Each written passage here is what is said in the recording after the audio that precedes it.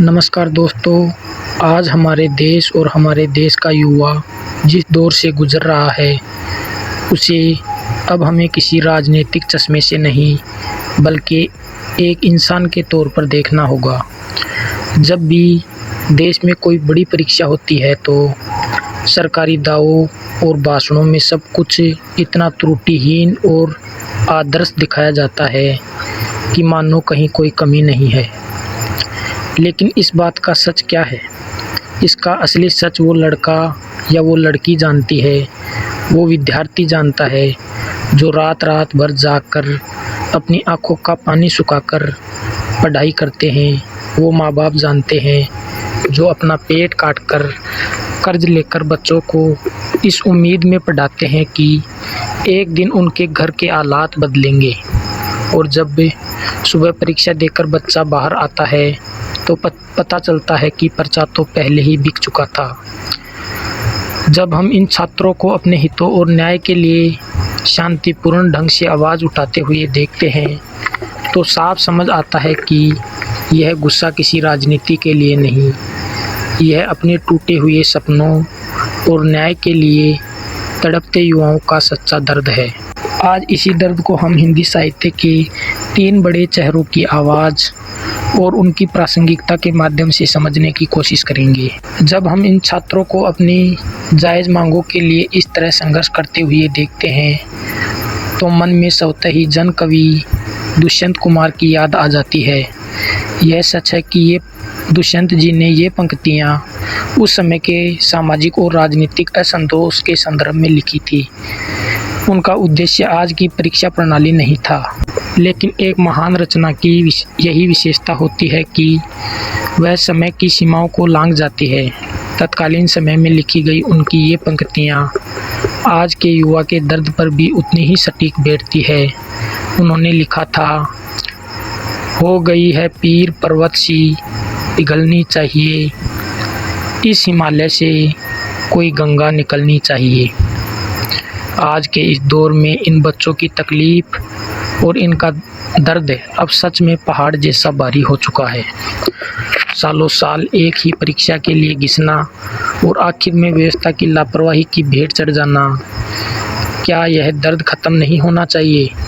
जब ये बच्चे शांति से अपनी बात रखते हैं तो कई बार इस व्यवस्था की तरफ से इसे महज एक हुड़दंग कह दिया जाता है। लेकिन ऐसे समय में दुष्यंत जी की अगली लाइनें हमें याद आती है जो आज के इस दौर के लिए पूरी तरह प्रासंगिक है। सिर्फ हंगामा खड़ा करना मेरा मकसद नहीं, मेरी कोशिश है कि ये सूरत बदलनी चाहिए। यह युवा सिर्फ हंगामा करने नहीं आया है बल्कि वह इस पूरे ढर्रे में एक सकारात्मक बदलाव चाहता है ताकि आने वाली पीढ़ियों का भविष्य सुरक्षित रह सके। अब बात करते हैं इस पूरे मामले पर हमारी सरकारी व्यवस्था क्या करती है। जब भी पेपर लीक की बात उठती है तो बड़े बड़े अधिकारी और जिम्मेदार लोग कागज़ों का पुलिंदा लेकर सार्वजनिक पटलों पर आ जाते हैं। वो ऐसे आंकड़े गिनाते हैं कि मानो देश में सब कुछ बहुत अच्छा चल रहा है। तब व्यवस्था की इस बनावटी चेहरे पर अदम गोंडवी जी का मशहूर शेर सीधे दिल पर चोट करता है। अदम साहब ने यह बात सालों पहले अपने समय की ग्रामीण और प्रशासनिक व्यवस्था के खोखलेपन को दिखाने के लिए कही थी। लेकिन आज प्रशासनिक लापरवाही का जो रूप हम देख रहे हैं उनमें उनका यह शेर एक नया अर्थ पा लेता है और पूरी तरह प्रासंगिक हो जाता है। अदम साहब ने कहा था कि तुम्हारी फाइलों में गांव का मौसम गुलाबी है, मगर ये आंकड़े झूठे हैं, ये दावा किताबी है।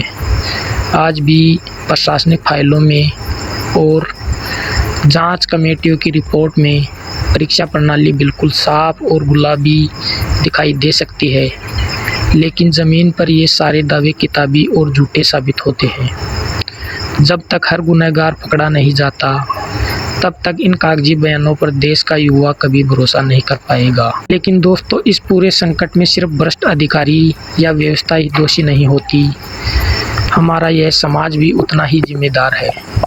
महान व्यंग्यकार हरिशंकर परसाई जी ने अपने दौर के पाखंड और रूढ़िविहीन समाज पर चोट करते हुए एक बड़ी कड़वी बात कही थी कि इस व्यवस्था में रीढ़ की हड्डी होना ही सबसे बड़ा अपराध है। परसाई जी का यह व्यंग्य आज के प्रतियोगितावादी समाज पर भी पूरी तरह लागू होता है। आज अगर कोई छात्र बिना किसी जुगाड़ के, किसी बेईमानी के, सिर्फ अपनी मेहनत और ईमानदारी के दम पर आगे बढ़ना चाहता है तो यह सामाजिक माहौल उसकी हिम्मत तोड़ देता है। जब देश के किसी कोने से बच्चों के सुसाइड की आत्मघाती खबरें आती हैं तो सिर्फ परीक्षा का डर नहीं होता, वो डर होता है उस सामाजिक तानेबाजी का जो एक असफल छात्र को अपनों से ही झेलनी पड़ती है। हमारा समाज बच्चों को इंसान नहीं बल्कि अंकों की अंधी दौड़ में दौड़ने वाली मशीन समझता है। जब व्यवस्था फेल हो जाती है तो समाज बच्चे का साथ देने के बजाय उसे ही नाकारा कह देता है। हमें परसाई जी के इस व्यंग्य की रोशनी में इस सामाजिक सोच को भी बदलना होगा। बात यही आती है कि इस निराशा के अंधेरे से निकलने का रास्ता क्या है। मेरे देश के युवाओं, मेरे भाइयों और बहनों, पहली बात तो यह है कि इस लड़ाई में खुद को कभी अकेला मत समझना या कोई आत्मघाती कदम उठाना किसी समस्या का हल नहीं होता। आपकी ज़िंदगी इन रद्दी पर्चों और भ्रष्ट परीक्षाओं से करोड़ों गुना ज़्यादा कीमती है। दूसरी बात, जब आप अपने हक के लिए आवाज़ उठाएं तो अपने हौसलों को इतना मजबूत रखें कि कोई बाहरी ताकत अपनी राजनीतिक रोटियां सेकने के लिए आपका इस्तेमाल न कर पाएं। आपकी एकजुटता सिर्फ और सिर्फ न्याय के लिए और शिक्षा की शुचिता के लिए होनी चाहिए। जब देश का युवा बिना किसी बहकावे के सिर्फ अपनी योग्यता के सम्मान के लिए खड़ा होगा तो इस व्यवस्था को झुकना ही पड़ेगा। अपनी पढ़ाई जारी रखिए, अपनी हिम्मत मत हारिए, मानसिक रूप से मजबूत बनिए। जय भीम, जय संविधान, जय भारत। नमस्कार।